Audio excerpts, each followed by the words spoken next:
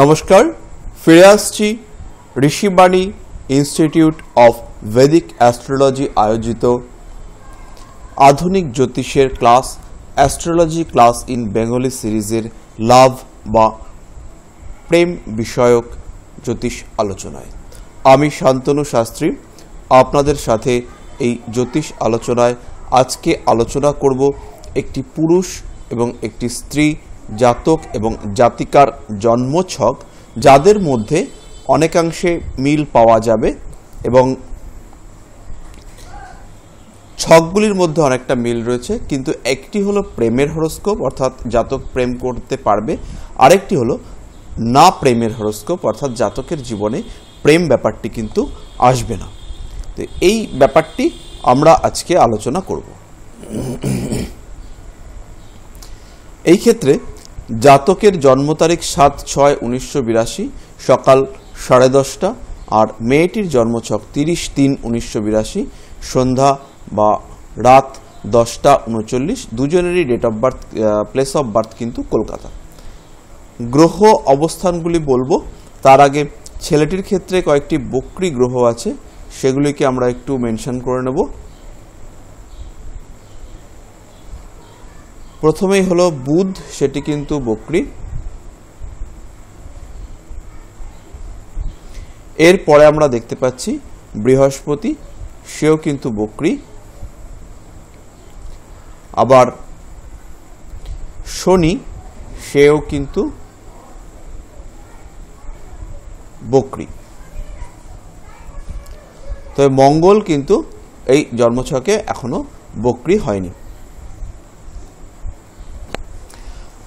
তো ছেলেটির সিংহ লগ্ন, দ্বিতীয়ায় শনি মঙ্গল, শনি বক্রী, তৃতীয়ায় বৃহস্পতি বক্রী, চতুর্থে চন্দ্র,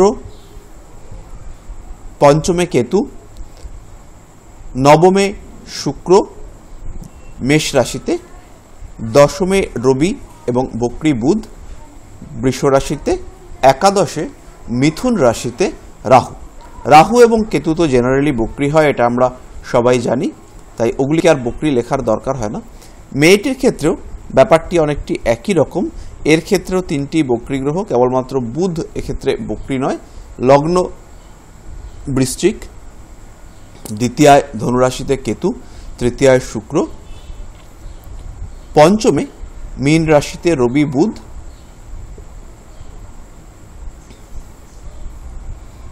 সপ্তমে চন্দ্র, অষ্টমে রাহু, একাদশে মঙ্গল বক্রী, শনি বক্রী, দ্বাদশে তুলা রাশিতে বৃহস্পতি বক্রী। এইবার এই দুটি ছক বা জন্মছক আমরা কেন নিলাম, এর একটি কারণ হিসেবে আমরা বলতে পারি যে দুজনের ক্ষেত্রেই লগ্ন কিন্তু সমগোত্রীয়, অর্থাৎ একজনের লগ্ন অধিপতি সিংহ, অপর একজনের লগ্ন অধিপতি মঙ্গল। দুজনেই কিন্তু অগ্নিকারক গ্রহ। আবার দুজনের ক্ষেত্রেই জন্ম সময়গুলো খুব বেশি সময় বলবো না, সালটার খুব বেশি ডিফারেন্স নেই, এবং বিভিন্ন গ্রহ একই অবস্থানে রয়েছে। দুজনের ক্ষেত্রেই পঞ্চম ভাবের অধিপতি বৃহস্পতি, দুজনের ক্ষেত্রেই পঞ্চম ভাবের অধিপতি বৃহস্পতি, তারা কিন্তু বক্রী, এবং দুজনের বৃহস্পতি তুলা রাশিতে অবস্থিত। তাহলে আমরা আমাদের আলোচনা শুরু করি দুটি জন্মছক নিয়ে। প্রথমেই আমরা দেখতে পাচ্ছি, পুরো আলোচনাটাই আমরা যেটা করব সেটা হচ্ছে তুলনামূলক আলোচনা। প্রথমে আমরা যেটা দেখতে পাচ্ছি, জাতকের লগ্ন হলো সিংহ, মেয়েটির লগ্ন হলো বৃশ্চিক। জাতকের লগ্ন সিংহ, অর্থাৎ জাতকের মধ্যে সিংহ লগ্নের যে ক্যারেক্টারগুলি, অর্থাৎ অপরকে সাহায্য করা কিন্তু নিজেকে বিকিয়ে না দেওয়া, অর্থাৎ নিজের পার্সোনালিটি বজায় রেখে, নিজের যে গুরুগম্ভীর ব্যক্তিত্ব সেটি বজায় রেখে অপরকে সাহায্য করা, অপরের প্রতি সহযোগী বা হেল্পফুল মানসিকতা, এটি কিন্তু জাতকের বা ছেলেটির মনে থাকবে। অপরপক্ষে জাতিকার ক্ষেত্রে লগ্ন হলো বৃশ্চিক। বৃশ্চিক লগ্ন হবার কারণে জাতিকা এই লগ্নটি হলো জল লগ্ন বা বৃশ্চিক রাশিটি হলো জল রাশি, সেক্ষেত্রে জাতিকার মনের মধ্যে সেন্টিমেন্ট, প্রেম, ভালোবাসা এই ব্যাপারটি কিন্তু তুলনামূলকভাবে বেশি থাকবে। সপ্তম এবং পঞ্চম ভাবের আলোচনায় আমরা এবার দেখব। সপ্তম ভাবটি হলো ছেলেটির ক্ষেত্রে কুম্ভ, সপ্তম ভাব মেয়েটির ক্ষেত্রে বৃষ। কুম্ভের অধিপতি হলো শনি, বৃষের অধিপতি হলো শুক্র। কুম্ভর অধিপতি শনি হওয়ার কারণে জাতকের অর্থাৎ সপ্তম ভাবাধিপতি শনি, এর কারণে সিংহ লগ্ন বা সিংহ রাশির জাতকের প্রেমের সম্ভাবনা কিছুটা হ্রাস পায়, কারণ সপ্তম ভাবাধিপতি হলো শনি। মোটামুটি আমরা ধারণা করে নিতে পারি শনি হচ্ছে ধ্বংসের কারক গ্রহ, একাকিত্বের কারক গ্রহ, পরিশ্রমের কারক গ্রহ, কষ্টের কারক গ্রহ, হতাশার কারক গ্রহ। আর শুক্র মেয়েটির ক্ষেত্রে সপ্তমপতি, সে কিন্তু প্রেমের কারক গ্রহ, সৌন্দর্যের কারক গ্রহ, ক্রিয়েটিভিটির কারক গ্রহ, ছলা, কলা, মোহিনী মুদ্রা এগুলির কারক গ্রহ। ফলে সপ্তম ভাবটি, কেবলমাত্র সপ্তম ভাবটির রেসপেক্টে যদি আমরা বিচার করি, সেই ক্ষেত্রে কিন্তু এর প্রেমের, মেয়েটির ক্ষেত্রে প্রেমের সম্ভাবনা পাওয়া যাচ্ছে, যেটি ছেলেটির ক্ষেত্রে পাওয়া যাচ্ছে না।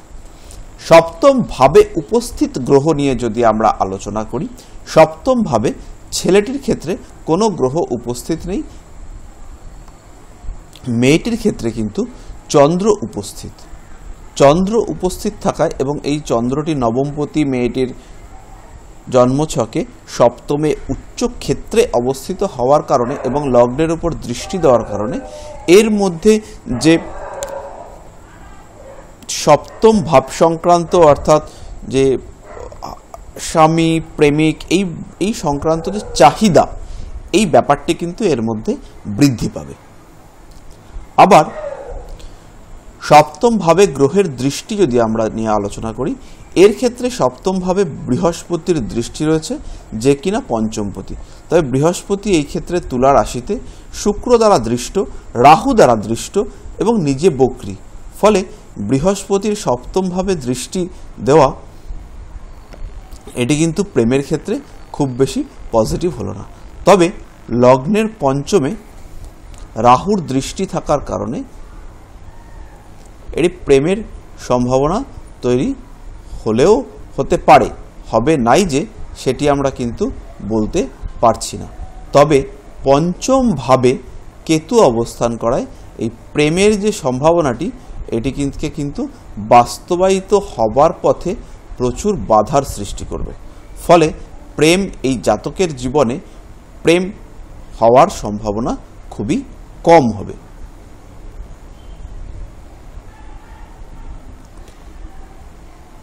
এরপরে আমরা মেয়েটির ছক দেখি। মেয়েটির জন্মছকের ক্ষেত্রে পঞ্চমপতি বৃহস্পতি, সে এক্ষেত্রে বক্রী।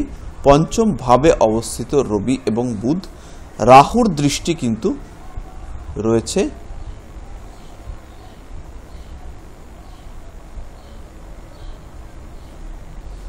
চন্দ্রের উপরে, রাহুর দৃষ্টি রয়েছে পঞ্চমপতির উপরে এবং পঞ্চম ভাবটিতে, পঞ্চম ভাবে কিন্তু একাদশপতি অর্থাৎ বুধ বসে রয়েছে, দশমপতি রবি বসে রয়েছে। যদিও বুধের এটি নিজ ক্ষেত্র এবং বুধ এক্ষেত্রে সুনিচস্থ অবস্থাতেই রয়েছে, তবে পঞ্চম ভাবটির কিন্তু বিশাল ক্ষতি কিছু হয়নি। পঞ্চম ভাবপতি বৃহস্পতি বক্রী হলেও তার উপরে পড়েছে রাহুর দৃষ্টি। ফলে রাহুর দৃষ্টি পঞ্চমপতি, রাহুর দৃষ্টি চন্দ্রের উপর পড়েছে। লগ্নটি হলো বৃশ্চিক, রাশি বৃষ। ফলে জাতিকার মধ্যে মঙ্গল এবং শুক্রের একটা রিলেশন পাওয়া যাচ্ছে। এই ক্ষেত্রে আরও একটি জিনিস আমরা পাচ্ছি,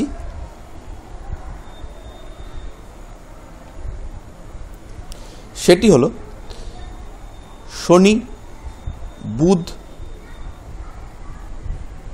না শনি এবং শনি, শুক্র, বুধ, বৃহস্পতি, এদের একটা মিউচুয়াল ক্ষেত্র বিনিময় বা একটা সম্পর্ক কিন্তু পাওয়া যাচ্ছে। এক্ষেত্রে দেখুন শনি সে কিন্তু অবস্থান করেছে, লক্ষ্য করুন, শনি বুধের ক্ষেত্রে, বুধ বৃহস্পতির ক্ষেত্রে, বৃহস্পতি শুক্রের ক্ষেত্রে, শুক্র আবার শনির ক্ষেত্রে। ফলে বুধ, বৃহস্পতি, শুক্র, শনি এদের মধ্যে একটা রিলেশন সৃষ্টি হয়েছে।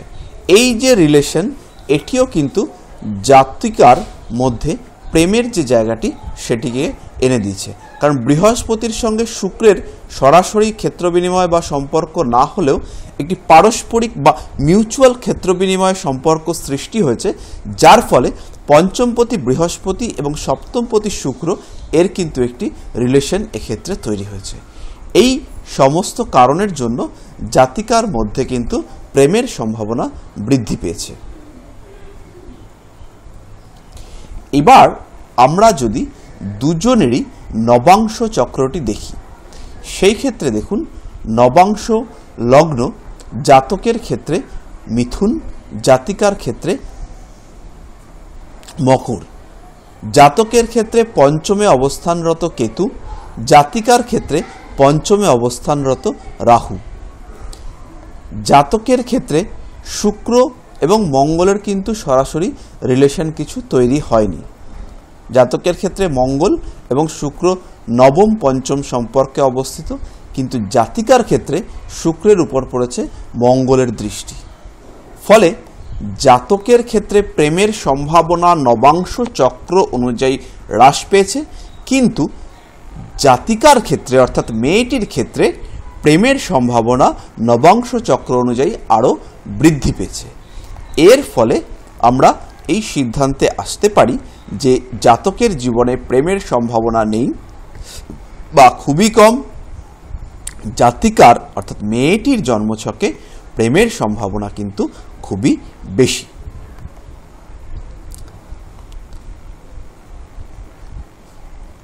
এইভাবেই প্রবাবিলিটির উপর বেস করে, অর্থাৎ কতগুলি পজিটিভ ফ্যাক্টর এবং কতগুলি নেগেটিভ ফ্যাক্টর আমাদের জাতচক্রের মধ্যে কোনো একটি বিষয়ের সাপেক্ষে আমরা পাচ্ছি, অর্থাৎ যে কোনো বিষয়ের ক্ষেত্রে কিছু ফ্যাক্টর থাকবে পজিটিভ, কিছু ফ্যাক্টর থাকবে নেগেটিভ। এবার এই পজিটিভ এবং নেগেটিভ ফ্যাক্টরের বলবত্তা অনুসরণ করে আমাদের জ্যোতিষশাস্ত্রের বিচার করতে হবে।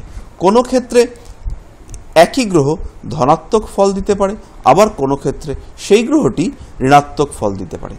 একই জন্মছকে প্রেমের ক্ষেত্রে হয়তো বৃহস্পতি বাধাকারক, তা সেই বৃহস্পতি দেখতে পাওয়া যাবে চাকরির ক্ষেত্রে বা ব্যবসার ক্ষেত্রে অত্যন্ত শুভকারক। তো এই যে ব্যাপারগুলি, এগুলি আমাদেরকে পুঙ্খানুপুঙ্খ বিচার করতে হবে এবং পুরো জায়গাটিতেই জ্যোতিষশাস্ত্রে একটি প্রবাবিলিটি ফ্যাক্টর কিন্তু কাজ করে। এই জায়গাটি আমাদেরকে স্বীকার করতেই হবে। যতই বলি জ্যোতিষশাস্ত্র বিজ্ঞান, জ্যোতিষশাস্ত্র যুক্তি নির্ভর, কিন্তু জ্যোতিষের মধ্যে যে প্রবাবিলিটি ডিপেন্ডেন্সের ব্যাপারটি রয়েছে, যে অঙ্কে যেমন 2 আর 2 4 হয়, 5 আর 3 8 হয়, 5-এর থেকে 3 বিয়োগ করলে 2 হয়, এই রকম যে ব্যাপারটি, সেই ব্যাপারটি কিন্তু জ্যোতিষশাস্ত্রের ক্ষেত্রে সর্বদা কার্যকরী নয়। বক্রী বৃহস্পতি তৃতীয়ায় সবার ক্ষেত্রে কিন্তু একই ফল নাও দিতে পারে। ধরুন মেষ লগ্নের ক্ষেত্রে বক্রী বৃহস্পতি, আবার বৃষ লগ্নের ক্ষেত্রে বক্রী বৃহস্পতি, মেষ লগ্নের ক্ষেত্রে চতুর্থে বৃহস্পতি অর্থাৎ কর্কটে উচ্চস্থ বৃহস্পতি, আবার কন্যা লগ্নের ক্ষেত্রে কর্কটে উচ্চস্থ বৃহস্পতি, এরা কিন্তু একই রকম ফল দেবে না। এই জায়গাটিতে দাঁড়িয়ে আমাদেরকে কতগুলি পজিটিভ ফ্যাক্টর পাচ্ছি, কতগুলি নেগেটিভ ফ্যাক্টর পাচ্ছি, পজিটিভ ফ্যাক্টরগুলি কতটা বলশালী, নেগেটিভ ফ্যাক্টরগুলি কতটা বলশালী, এই আলোচনাটিতে আসতে হবে এবং একটি জায়গাতে সেগুলিকে লিপিবদ্ধ করতে হবে।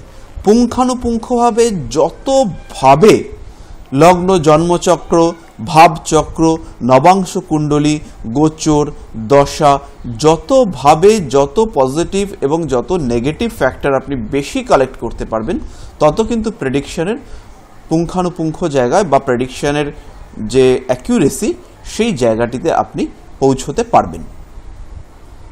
তখনই আপনি একজন সঠিক অ্যাস্ট্রোলজার বা সঠিক গাইড হিসেবে নিজেকে প্রতিষ্ঠিত করতে পারবেন। ফিরে আসবো পরবর্তী ক্লাসে। আমি Shantanu Shastri, Rishibani institute of Vedic অ্যাস্ট্রোলজির পক্ষ থেকে আপনাদেরকে আরও একবার নমস্কার, ধন্যবাদ জানিয়ে আজকের ক্লাস এখানেই শেষ করি।